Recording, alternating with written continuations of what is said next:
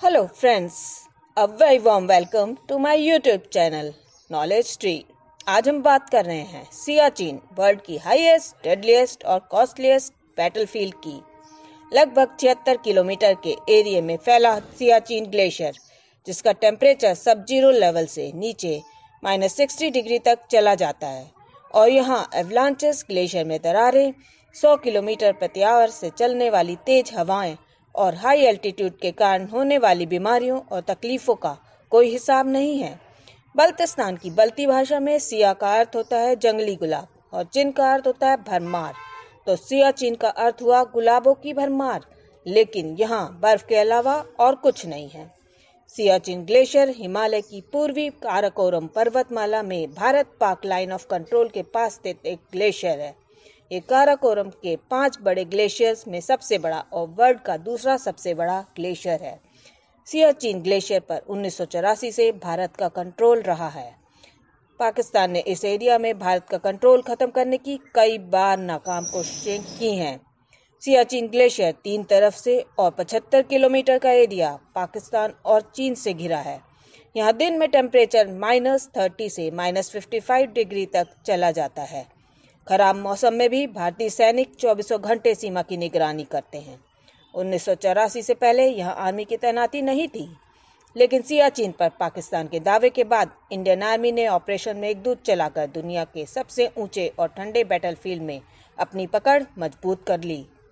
आइए जानते हैं सियाचिन की भयंकर ठंड में कैसे रहते हैं भारतीय सेना के जवान, जहाँ पसीना भी जम जाता है।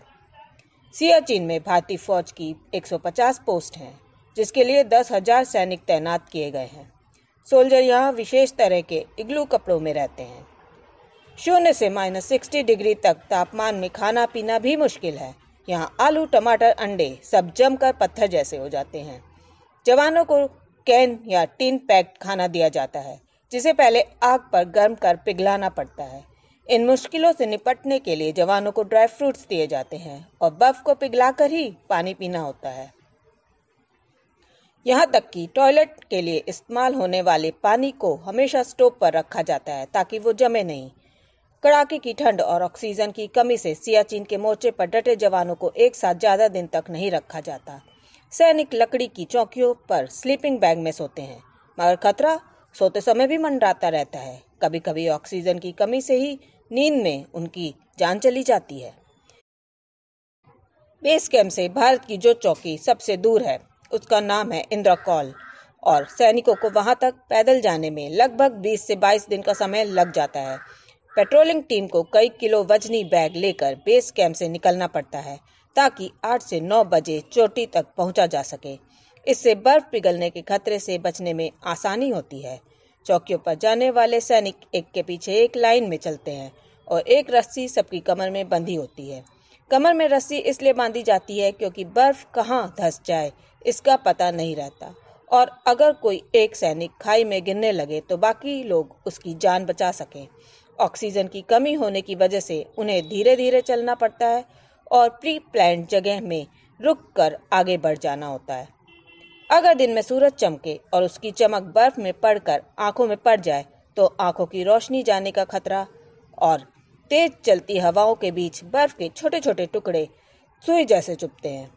इन हालात में भी सैनिक कपड़ों की कई तह पहनते हैं और सबसे ऊपर जो कोट पहनते हैं उसे स्नो कोट कहते हैं। इस तरह उन मुश्किल हालात में कपड़ों का भार भी सैनिकों को उठाना पड़ता है।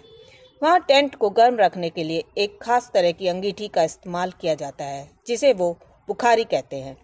इसमें लोहे के एक सिलेंडर में मिट्टी का तेल डालकर उसे जला देते हैं। इससे वो सिलेंडर गर्म होकर बिल्कुल लाल हो जाता है और टेंट गर्म हो जाता है। उन चौकियों पर जो चीता नाम का हेलीकॉप्टर उतरता है, सेना का कहना है कि उन्हें जिन ऊंचाइयों पर रहना होता है, वहां सिर्फ वही हेलीकॉप्टर काम करता है। सबसे ऊंचाई तक जाने और सबसे ऊंचाई पर बने हेलीपैड पर लैंड करने वाले हेलीकॉप्टर का रिकॉर्ड इसी के नाम है। इसी हेलीकॉप्टर से उनका खाना पीना और जरूरी सामान भेजा जाता है, और वो वहां सिर्फ 30 सेकंड के लिए रुककर जरूरी राशन और दूसरा सामान देकर वहां से चला जाता है। यूं तो हमारी सरकार डेली सियाचिन में सेना की तैनाती पर 4 से 8 करोड़ रुपए खर्च करती है और पाकिस्तान के साथ 2003 में युद्ध विराम संधि के बाद गोलीबारी बंद है। फिर भी देश की सुरक्षा के लिए लगातार हमारे सैनिक वहां डेडली कंडीशंस में भी ड्यूटी करते हैं। पूरे देश को उन पर गर्व है। आज बस इतना ही। Please subscribe our channel knowledge tree. See you with new updates. Thank you for watching. नमस्कार।